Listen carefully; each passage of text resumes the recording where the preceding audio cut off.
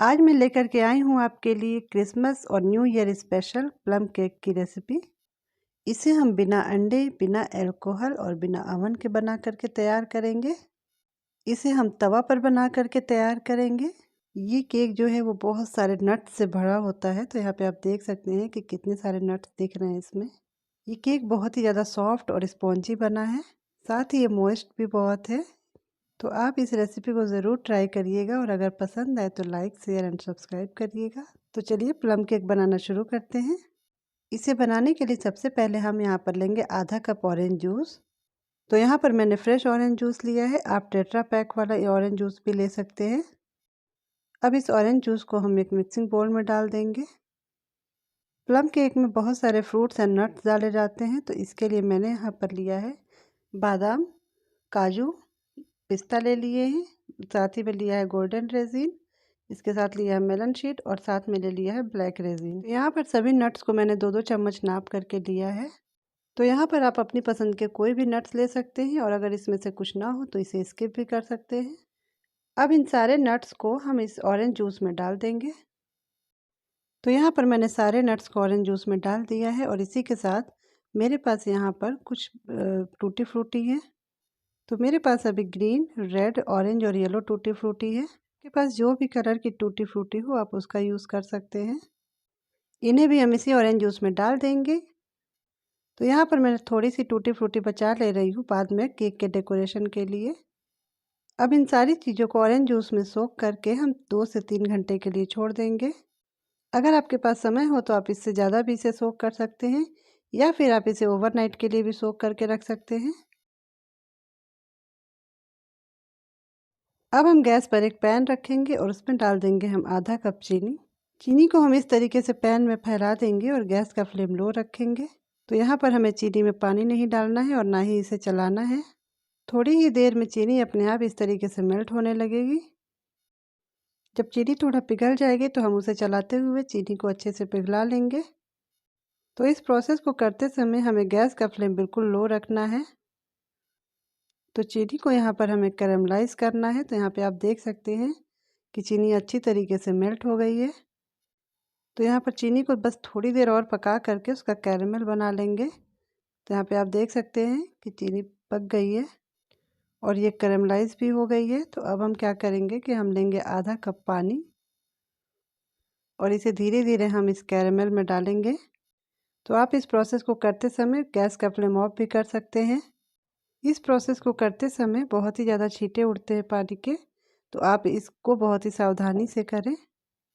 मैंने यहाँ पर गैस का फ्लेम लो रखा है और धीरे धीरे करके पूरा आधा कप पानी हम इसमें डाल देंगे। जब आप पानी डालेंगे तो शुरुआत में इसमें कुछ गुठलियाँ नज़र आएंगी, लेकिन धीरे धीरे ये सारी मेल्ट हो जाएंगी। तो पानी डालने के बाद लो फ्लेम पर ही हम इसे 2 मिनट के लिए पका लेंगे। तो यहाँ पर हमारा कैरेमल वाला घोल बन करके तैयार है। तो अब हम गैस का फ्लेम ऑफ कर देंगे और इसे पूरी तरीके से ठंडा होने देंगे।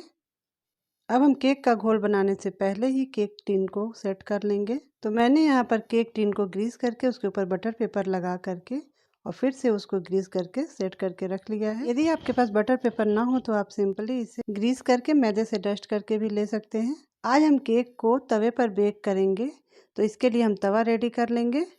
तो मैंने यहाँ पर तवे पर नमक बिछा दिया है और उसके ऊपर हम इस तरीके से एक स्टैंड रख देंगे। तो ये नमक बेकिंग में कई बार यूज हो चुका है, तो इसके लिए इसका कलर ऐसा है। और इसके ऊपर इस तरीके से गहरे पतीले से हम इसको कवर कर देंगे। अब मीडियम फ्लेम पर हम इसे 10 मिनट के लिए प्री हीट कर लेंगे। तो चलिए अब हम केक बनाने के लिए उसका घोल तैयार कर लेते हैं। इसके लिए हम यहाँ पर एक मिक्सिंग बाउल लेंगे और उसमें हम डालेंगे 1/4 कप रिफाइंड ऑयल और इसी के साथ हम यहाँ पर डाल देंगे 1/4 कप दूध। तो हमें यहाँ पर रूम टेम्परेचर का दूध लेना है। यहाँ पर दूध बहुत ज़्यादा गर्म या ठंडा नहीं होना चाहिए। अब इन दोनों को हम विस्कर से अच्छी तरीके से मिक्स कर लेंगे। जब तक दूध और तेल अच्छी तरीके से मिक्स ना हो जाए तब तक इसे मिक्स करना है। तो यहाँ पर ये अच्छी तरीके से मिक्स हो चुका है। तो अब हम इस बोल के ऊपर एक छन्नी रख देंगे और इसमें हम डाल देंगे 1 कप मैदा। इसी के साथ हम इसमें डालेंगे 3 बड़े चम्मच मिल्क पाउडर। मिल्क पाउडर आप ज़रूर डालें केक में, इससे केक का टेस्ट बहुत ही अच्छा हो जाता है। अब हम इसमें डाल देंगे आधा छोटा चम्मच बेकिंग सोडा और 1 छोटा चम्मच बेकिंग पाउडर। इसी के साथ हम इसमें डालेंगे आधी छोटी चम्मच जायफल, लौंग और दालचीनी का पाउडर। तो यहाँ पर मैंने इन तीनों चीज़ों को मिक्स करके पाउडर बना लिया है। इस मसाले का टेस्ट केक में बहुत ही अच्छा आता है और मार्केट में जो केक बनता है उसमें ये मसाला ज़रूर यूज़ किया जाता है। तो अब हम इन सारे इंग्रेडिएंट्स को छान लेंगे। तो मैंने इसे यहाँ पर छान लिया है। तो अब हम सारे इंग्रेडिएंट्स को इस तरीके से मिक्स कर लेंगे घोल में। तो हमने यहाँ पर बेकिंग सोडा और बेकिंग पाउडर डाल दिया है इंग्रेडिएंट्स में, तो इसलिए हम इसे बहुत ही धीरे धीरे मिक्स करेंगे। हम इसे विस्कर से बहुत ही तेज़ी से मिक्स नहीं करेंगे। तो ये मिक्स हो गए हैं। तो अब हम इसमें जो हमने सोक करके ड्राई फ्रूट्स रखे थे उसको डाल देंगे। तो जो इसमें ऑरेंज जूस एक्स्ट्रा हो गए हैं उसे भी हम बैटर में ही डाल देंगे और अब इसे भी हम अच्छे से मिक्स कर लेंगे।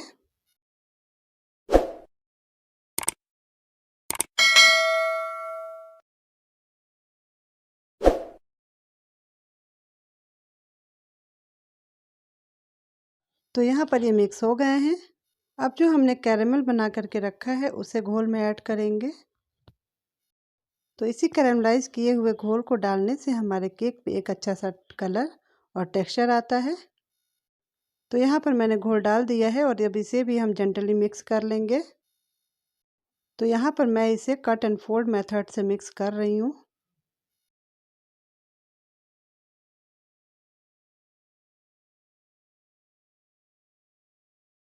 तो यहाँ पर सारे इंग्रेडिएंट्स अच्छे से मिक्स हो गए हैं।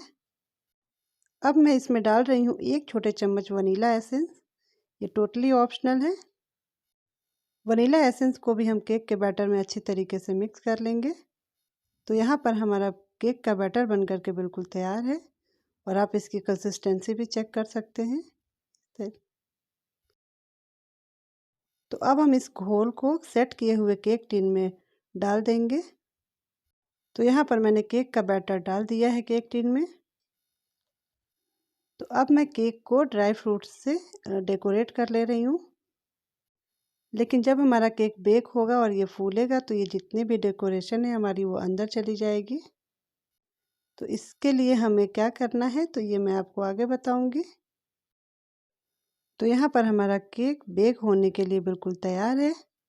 तो चलिए इसे बेक कर लेते हैं। तो यहाँ पर हमने तवे को पहले से ही प्री हीट होने के लिए रख दिया था। तो अब हम जो हमने पतीला रखा था इसको कवर करके तो उसे हम हटा देंगे और अब हम केक टिन को तवे के ऊपर स्टैंड के ऊपर इस तरीके से सेट करके रख देंगे और अब हम वापस से पतीले से इसे कवर कर देंगे और अब केक को कवर करके हम इसे लो फ्लेम पर 45 से 50 मिनट के लिए बेक होने देंगे।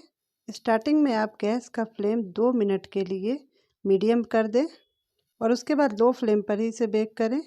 तो यहाँ पर केक को बेक होते हुए 30 से 35 मिनट हो चुके हैं।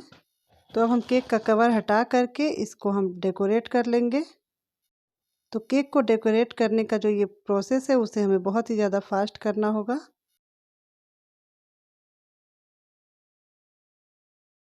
तो यहाँ पर केक डेकोरेट हो गया है। तो अब इसे वापस से कवर करके हम 15 मिनट के लिए बेक होने देंगे और उसके बाद हम केक को चेक करेंगे कि केक अच्छे से बेक हुआ है कि नहीं। तो यहाँ पर केक को बेक होते हुए टोटल 50 मिनट हो चुके हैं। तो चलिए इसे चेक कर लेते हैं। तो इसका हम कवर हटाएंगे और ये देखिए वाह कितना खूबसूरत केक बन करके हमारा तैयार हुआ है। तो यहाँ पर हम टूथपिक इंसर्ट करके केक में देख लेंगे। अगर ये क्लीन आ रहा है तो हमारा केक अच्छी तरीके से बेक है और यदि ये स्टिक क्लीन नहीं आ रहा है तो 5 मिनट के लिए लो फ्लेम पर हम केक को और बेक कर लेंगे। तो हमारा केक अच्छी तरीके से बेक हो चुका है। तो अब हम गैस का फ्लेम ऑफ कर देंगे और इसे पूरी तरीके से ठंडा होने देंगे। तो यहाँ पर हमारा केक बिल्कुल अच्छी तरीके से ठंडा हो गया है। तो चलिए इसे डीमोल्ड कर लेते हैं। तो एक चक्कू की हेल्प से हम इसके किनारों को इस तरीके से छुड़ा लेंगे और अब हम केक को इस तरीके से डीमोल्ड कर लेंगे। तो अब हम इसके ऊपर लगे हुए बटर पेपर को इस तरीके से हटा देंगे। तो ये बहुत ही आसानी से निकल जाता है और यहाँ पर आप देख सकते हैं कि हमारा केक कितना बढ़िया बेक होकर के तैयार हुआ है। तो इसका कलर और टेक्सचर आप देख सकते हैं, ये बहुत ही सॉफ्ट बने हैं और ये फ्रूट्स एंड नट्स से ओवरलोडेड केक बन करके तैयार हो गया है। तो मैं यहाँ पर इसको सीधा करके भी आपको दिखाती हूँ। तो आपको आज की ये केक की रेसिपी कैसी लगी है कमेंट सेक्शन में ज़रूर बताइएगा। और चलिए मैं आपको इसे काट करके भी दिखाती हूँ। तो ये देखिए, आप यहाँ पर देख सकते हैं कि ये केक हमारा कितना सॉफ्ट बना है और इसी के साथ साथ ये स्पॉन्जी भी बहुत हैं। तो यहाँ पर आप केक की जालियाँ भी देख सकते हैं। तो ये केक सॉफ्ट और स्पॉन्जी होने के साथ साथ मॉइस्ट भी बहुत है। तो ये प्लम केक देखने में जितना ज़्यादा खूबसूरत है, खाने में उससे भी कहीं ज़्यादा टेस्टी है ये। तो आप इस रेसिपी को ज़रूर ट्राई करिएगा और अगर पसंद आए तो इसे लाइक शेयर करिएगा और इस चैनल फ्लेवर मंत्रा बाय विभा को सब्सक्राइब करना बिल्कुल ना भूलिएगा। वीडियो को देखने के लिए आपका बहुत बहुत धन्यवाद।